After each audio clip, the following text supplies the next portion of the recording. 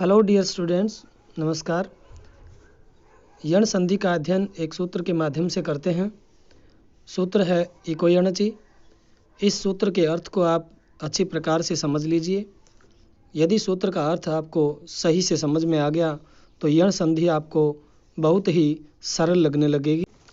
आइए इसके अर्थ को पढ़ते हैं।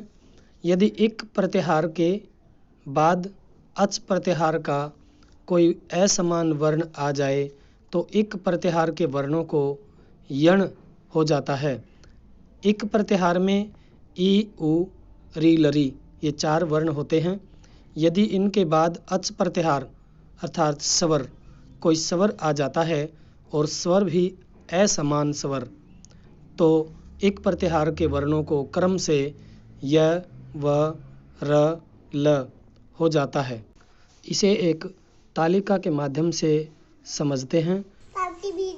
ई ह्रस्व या दीर्घ हो, उसके बाद यदि अच अर्थात स्वर आता है तो ई को य हो जाता है और बाद में जो अच होता है वह य में मिलकर य को पूर्ण अक्षर बना देता है। इसी प्रकार से उ ह्रस्व या दीर्घ के बाद स्वर हो तो उ को व हो जाता है। री ह्रस्व या दीर्घ के बाद अगर स्वर है तो री को र हो जाता है। इसी प्रकार लरी के बाद यदि कोई स्वर है तो लरी को भी ल हो जाता है। आइए इसे उदाहरण के माध्यम से समझते हैं। प्रति जमा एक, यहाँ प्रति शब्द में ई निकल के प्र त हलंत रह जाता है।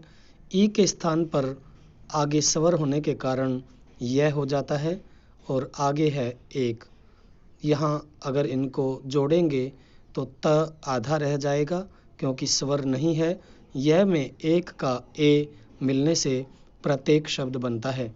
इसी प्रकार से सु जमा आगतम में सु में जो ऊ है उस ऊ को वह हो जाता है और मिलाने से स्वागतम शब्द बनता है।